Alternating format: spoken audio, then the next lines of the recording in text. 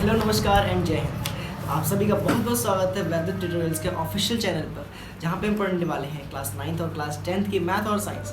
इस वीडियो में हम क्लास 10th की साइंस का फर्स्ट चैप्टर कवर करने वाले हैं। इस चैप्टर को हमने दो लेक्चर्स में डिवाइड किया हुआ है। ये पहला लेक्चर है, तो चलिए वीडियो को शुरू करते हैं।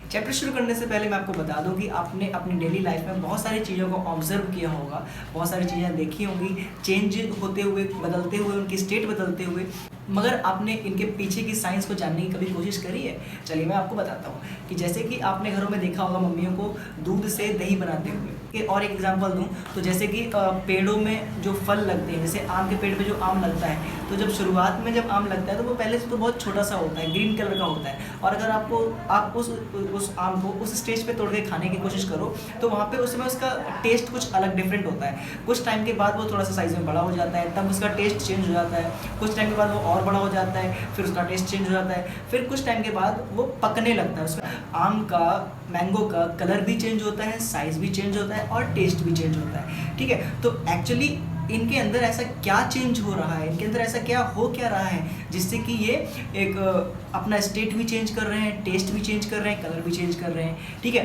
तो अभी तक हमने दो टाइप के चेंजेस पढ़े हैं कि कुछ भी जो भी एलिमेंट या सब्सटेंस में चेंजेस होते हैं वो दो टाइप के चेंज होते हैं। First is physical change and another one is chemical change. Physical change में क्या होता है कि एलिमेंट या सब्सटेंस की फिजिकल प्रॉपर्टीज चेंज होती हैं। ओके, जब फिजिकल प्रॉपर्टीज चेंज होती हैं तो हो सकता है उसका साइज चेंज हो जाए, हो सकता है उसकी शेप चेंज हो जाए, ये होती हैं फिजिकल चेंजेस, राइट।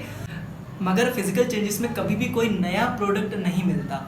अगर मैं आपको फिजिकल चेंज का एग्जांपल बताऊं तो जैसे बर्फ़ का पिघलना, राइट। तो अगर आप एक आइस क्यूब को लेते हैं और कुछ टाइम के लिए उसको रूम टेम्परेचर पे छोड़ देते हैं तो वो धीरे धीरे पिघलना शुरू हो जाता है, राइट। तो जब रूम टेम्परेचर पे आइस पिघल जाता है तो अगर आप देखो तो जब वो आइस था तब भी वो वाटर था, पिघलने के बाद ही वो वाटर है। बस क्या फ़र्क हुआ है, उसकी फिजिकल स्टेट में चेंज हो गया है। आइस क्या था, सॉलिड था, और अब वो लिक्विड फॉर्म में वापस से आ गया है। अगर आप लिक्विड को फ्रीजिंग के लिए रख दो तो कुछ टाइम के बाद वो बर्फ़ बन जाती है, राइट। तो वो उसमें भी एक फिजिकल चेंज हुआ, ना कि केमिकल चेंज। अब केमिकल चेंज में क्या होता है, केमिकल चेंज में केमिकल कॉम्पोजिशंस चेंज होती हैं किसी भी दो बॉडीज़ की, किसी भी सब्सटेंस की। जैसे कि दूध से दही का बनना, दूध के अंदर ऐसा क्या चीज़ें होती हैं जिससे कि वो दूध की प्रॉपर्टीज टोटली डिफरेंट हो जाती हैं कर्ड से, यानी दही से, जबकि दही भी दूध से ही बनी हुई है। एक्चुअली इसके अंदर केमिकल रिएक्शन हो रहा है, वही हम पढ़ने वाले हैं और इसी पे हमारा चैप्टर बेस्ड है। मैग्नीशियम रिबन को सैंड पेपर से घिसते हैं, उसके बाद उसमें आग लगाते हैं, और जब मैग्नीशियम रिबन बर्न होता है in the presence of oxygen, वो प्रोड्यूस करता है मैग्नीशियम ऑक्साइड को।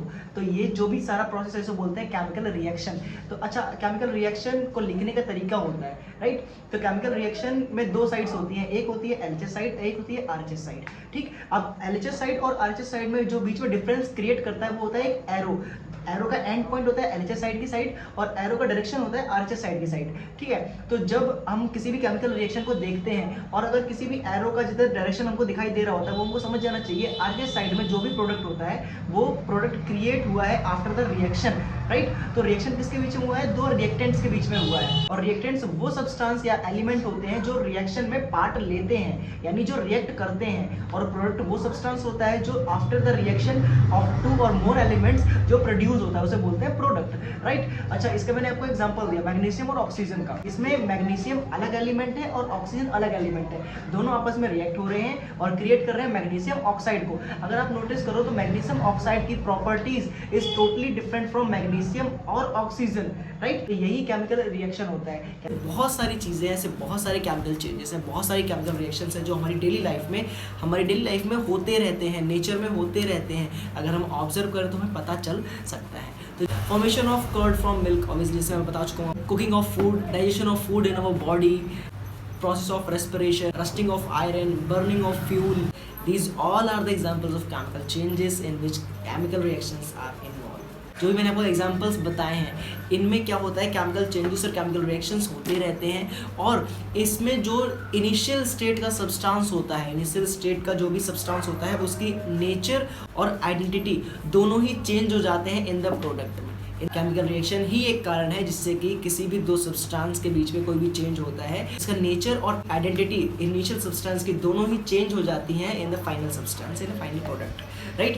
तो केमिकल रिएक्शन को ऑब्जर्व करने की कुछ कैरेक्टरिस्टिक्स होती हैं। हैं। मैं आपकी बुक में 5 प्रॉपर्टीज ऐसी हैं जो बताई गई हैं, 5 कैरेक्टरिस्टिक्स जिनको हम कह सकते हैं, वो जो फीचर्स छोड़ते हैं, ऑब्जर्वेबल फीचर्स जो होते हैं केमिकल रिएक्शंस के, उन केमिकल रिएक्शन ऑब्जर्वेबल फीचर्स को बोलते हैं कैरेक्टरिस्टिक्स ऑफ केमिकल रिएक्शंस। सबसे पहले शुरुआत करते हैं इवोल्यूशन ऑफ गैस से। इवोल्यूशन ऑफ गैस क्या होता है? Actually evolution of gas is a characteristic by we can observe या फिर we can identify a chemical reaction has awkward.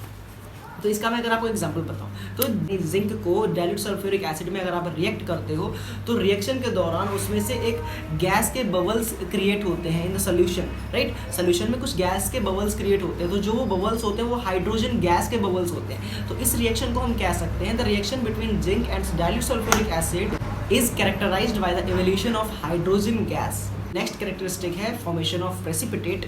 उसमें क्या होता है, कुछ केमिकल रिएक्शंस ऐसे होते हैं जिसमें प्रेसिपिटेट का फॉर्मेशन होता है। इसका मैं आपको अगर एग्जांपल बताऊं तो जो potassium iodide is a chemical substance, और जिसको लेड नाइट्रेट के साथ अगर आप रिएक्ट करते हो, एक येलो कलर का प्रेसिपिटेट फॉर्म होता है लेड आयोडाइड का, right. Some chemical reactions are characterized by the change in colour, ठीक है। जब कुछ केमिकल रिएक्शंस में कलर का चेंज होता हो तो हम कह सकते हैं कि ये एक केमिकल रिएक्शन होता है, ठीक है। तो इसका मैं अगर आपको एक एग्जांपल बताऊं तो जब सिट्रिक एसिड रिएक्ट करता है पर्पल कलर के पोटेशियम परमैंगनेट से, जब सिट्रिक एसिड रिएक्ट करता है पर्पल कलर के पोटेशियम परमैंगनेट से, तो सॉल्यूशन में पर्पल कलर का जो पोटेशियम परमैंगनेट होता है उसका कलर डिसअपियर हो जाता है एंड दैट्स बिकम कलरलेस, ठीक है। इस रिएक्शन को हम ऑब्जर्व कर सकते हैं या कैटेगराइज कर सकते हैं bye the change in colour.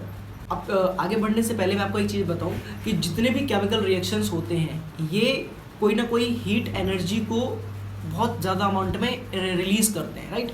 कुछ रिएक्शंस जो होते हैं वो हीट एनर्जी को बहुत ज़्यादा अमाउंट में रिलीज़ करते हैं, कुछ हीट एनर्जी को ऑब्जर्व करते हैं, है ना। तो जो रिएक्शंस हीट एनर्जी को ऑब्जर्व करते हैं उसमें तो टेम्परेचर डाउन हो जाता है ना। और ऐसे रिएक्शंस जो हीट एनर्जी को प्रोड्यूस करते हैं तो उसमें टेम्परेचर राइज होता है, जाहिर सी बात है। कहीं पे भी अगर गर्मी बढ़ती है, हीट बढ़ती है, तो वहाँ का टेम्परेचर राइज होता है, और कहीं पे भी अगर किसी भी जगह पे अगर हीट डाउन हो रही है, हीट कम हो रही है, तो वहाँ पे टेम्परेचर ऑलवेज कम ही रहता है, ठीक है। तो इस तरीके से हमारा नेक्स्ट टॉपिक बनता है चेंज इन टेम्परेचर, मतलब ऐसी कैरेक्टरिस्टिक्स जिनसे केमिकल रिएक्शन को देखकर हम बता दें कि इसमें अगर टेम्परेचर चेंज हुआ है तो इसमें भी केमिकल रिएक्शन हुआ है। अगर इसको समझने से पहले मैं आपको एक वर्ड बताता हूँ, कैल्शियम ऑक्साइड। इसको दिमाग में रख लो क्योंकि आगे आने वाले रिएक्शंस में कई बार ये यूज होगा और बहुत इंपॉर्टेंट है। कैल्शियम ऑक्साइड के 2 कॉमन नाम होते हैं, एक लाइम और एक क्विक लाइम। एक होता है कैल्शियम हाइड्रोक्साइड, ठीक है। कैल्शियम ऑक्साइड अलग होता है, कैल्शियम हाइड्रोक्साइड अलग होता है। तो कैल्शियम हाइड्रोक्साइड को बोलते हैं स्लेग्ड लाइम,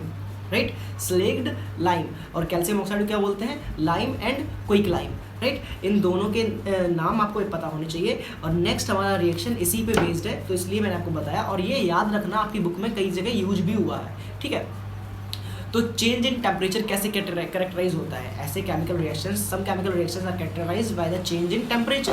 तो इसका एग्जांपल क्या होता है? देखो, जब quick lime reacts with water, जैसे कि मैंने आपको भी बताया था, क्विक लाइम क्या होता है? Calcium oxide. तो जब कैल्शियम ऑक्साइड वाटर से रिएक्ट करता है तो स्लेक्ड लाइम बनाता है जो कि कैल्शियम हाइड्रोक्साइड होता है, ठीक है। इस रिएक्शन में बहुत ज़्यादा अमाउंट में हीट एनर्जी रिलीज होती है। जहाँ पे मैंने आपको बताया कि जब रिलीज हो हीट एनर्जी तो वहाँ पे टेम्परेचर राइज होता है, और जहाँ पे टेम्परेचर राइज हो रहा है तो इसका मतलब वो जो एरिया है वो बहुत ज़्यादा हॉट हो जाता है। तो इसी तरीके से इस रिएक्शन में हीट एनर्जी रिलीज हो रही है बहुत ज़्यादा अमाउंट में, and the reaction become hot because the temperature rise. ऐसे रिएक्शंस जिसमें टेम्परेचर राइज हो उसको बोलते हैं exothermic reaction. Change in temperature या तो राइज हो या तो डाउन हो, मतलब है तो फॉल हो, दोनों ही चेंज इन टेम्परेचर है ना। तो अभी राइज इन टेम्परेचर हमने पढ़ लिया। अब क्या होगा जब टेम्परेचर डाउन होगा, उसका क्या एग्जाम्पल हो सकता है? उसका भी एग्जाम्पल बता देता हूँ। जब बेरियम हाइड्रोक्साइड को रिएक्ट किया जाता है अमोनियम क्लोराइड से, तो फॉर्मेशन होती है barium chloride ammonia plus water, ठीक है। और ये जो रिएक्शन होता है ये हीट ऑब्जर्विंग रिएक्शन होता है। जिस भी टेस्ट ट्यूब में ये रिएक्शन कराया जाता है उसका जो बॉटम एरिया होता है वो ठंडा पड़ जाता है ना, क्योंकि हीट एनर्जी बहुत ज़्यादा अमाउंट में एब्जॉर्ब हो जाती है और टेम्परेचर डाउन हो जाता है। इसीलिए जो बॉटम होता है, जो टेस्ट ट्यूब होती है, वो टेस्ट ट्यूब कोल्ड हो जाती है। ऐसे रिएक्शंस जिसमें हीट एनर्जी एब्जॉर्ब हो, टेम्परेचर डाउन हो यानी फॉल हो, ऐसे रिएक्शंस को बोलते हैं एंडोथर्मिक रिएक्शंस। अब बढ़ते हैं अपनी नेक्स्ट और लास्ट कैरेक्टरिस्टिक की ओर, जिससे कि हम बता सकते हैं केमिकल रिएक्शन हुआ है या नहीं, जो कि होता है चेंज इन स्टेट। ऐसे केमिकल रिएक्शंस जिसको देखकर, जिसके रिएक्शन के बाद सब्सटेंस की स्टेट ही चेंज हो जाए, तो उसको बोलते हैं चेंज इन स्टेट कैरेक्टरिस्टिक। तो इसका मैं अगर आपको एग्जांपल बताऊं तो जो वैक्स होती है कैंडल की, कैंडल देखिए ना, कैंडल जब जलाते हैं तो जलाने के बाद कुछ टाइम के बाद, कुछ घंटों के बाद पिघल के एकदम से पानी सा बन जाता है ना। तो यही एक एग्जांपल है, हमारा नेक्स्ट एग्जांपल है चेंज इन स्टेट का। जब कैंडल वैक्स को जलाया जाता है, बिकॉज जो फायर होती है, आग होती है, वो भी एक एग्जाम्पल है केमिकल रिएक्शन का। तो जब हम कैंडल को जलाते हैं, जब उसमें उसकी निब पे फ्लेम लगता है ना, तो वो जहाँ से उसकी निब होती है वहाँ से वैक्स पिघलना शुरू हो जाता है। साइड से एक नीचे से डोरी सी बन के आती है वाटर की जैसी, है ना। और साथ साथ में क्या होता है कि जहाँ से फ्लेम वो जल रहा होता है वहाँ से ब्लैक कलर का धुआं थोड़ा सा ऊपर जा रहा होता है, उसको बोलते हैं कार्बन डाइऑक्साइड। ठीक है, तो जो burning of solid candle wax होता है ना, क्योंकि जो वैक्स होता है वो सॉलिड ही होता है, तो जब वो जल रहा होता है तो क्या प्रोड्यूस करता है, एक गैस प्रोड्यूस करता है जो कहती है कार्बन डाइऑक्साइड, और एक लिक्विड प्रोड्यूस करता है, वो लिक्विड वैक्स का ही होता है, मगर लिक्विड को हम क्या जानते हैं, वाटर जानते हैं, है ना। तो वाटर फॉर्म करता है। ठीक है, तो और एक चीज़ और, जिस रिएक्शन में आग इन्वॉल्व होती है, फायर इन्वॉल्व होती है, उस टाइप के रिएक्शन को बोलते हैं combustion reaction. The combustion reaction of candle wax, the combustion reaction of candle wax is characterized by the change in state, which is solid to liquid and gas, right? किसी भी chemical reaction को लिखने का तरीका क्या होता है, आगे जो हमारा नेक्स्ट टॉपिक है वो इसी पे डिपेंड है। किसी भी केमिकल रिएक्शन को अगर हम लिखते हैं तो वो लिखते हैं केमिकल इक्वेशन के फॉर्म में। So what is chemical equation, new definition आती है यहाँ से, इसको याद करना बहुत जरूरी है। Chemical equation is the representation of a chemical reaction. Chemical equation कुछ नहीं होती, बस वो केमिकल रिएक्शन को रिप्रेजेंट करती है। अब केमिकल रिएक्शन भी केमिकल इक्वेशन भी दो टाइप से लिखी जाती है, राइट। जो कि मैंने अभी आपको बताया था, मैग्नीशियम ऑक्सीजन और बना क्या, मैग्नीशियम ऑक्साइड। यहाँ पे मैंने पूरे वर्ड बोले, मैंने मैग्नीशियम का पूरा नाम बोला, ऑक्सीजन का पूरा नाम बोला, मैग्नीशियम ऑक्साइड का पूरा नाम बोल रहा हूँ, ठीक है। तो ये मैं जो बोल रहा हूँ ये होती है word form of equation, right. और जो हमने लिखा उसको हमने Mg को मैग्नीशियम लिखा, ऑक्सीजन को O2 लिखा, राइट, और फिर मैग्नीशियम ऑक्साइड को MgO लिखा, है ना। तो जो मैंने लिखा वो लिखा था सिंबॉलिक फॉर्म में। तो यहाँ से आपको समझ में आना चाहिए कि केमिकल इक्वेशन को दो टाइप में लिखा जाता है, एक सिंबॉलिक फॉर्म और another is word form, right. तो वर्ड फॉर्म में क्या होता है, किसी भी एलिमेंट या किसी भी सब्सटेंस का पूरा नाम लिखा जाता है विद स्पेलिंग, और सिंबॉलिक फॉर्म में क्या होता है कि उस एलिमेंट, उस सब्सटेंस का सिंबल या केमिकल फॉर्मूला यूज होता है, किसमें, symbolic form of chemical equation में। अच्छा, अब इसके आगे इक्वेशन के आगे एक स्टेप आगे बढ़ते हैं। तो इक्वेशन जो जब भी केमिकल रिएक्शन होता है, केमिकल रिएक्शन के बाद जो भी इक्वेशन लिखी जाती है उस इक्वेशन को बोलते हैं skeletal chemical equation. Skeletal chemical equation का मतलब ये होता है कि जस्ट रिएक्शन के बाद में जो केमिकल इक्वेशन लिखी गई है, इसमें हो सकता है कि ये केमिकल इक्वेशन बैलेंस हो या हो सकता है केमिकल इक्वेशन बैलेंस ना हो। तो जो केमिकल इक्वेशन बैलेंस नहीं होती है उसको बोलते हैं स्केलेटल केमिकल इक्वेशन,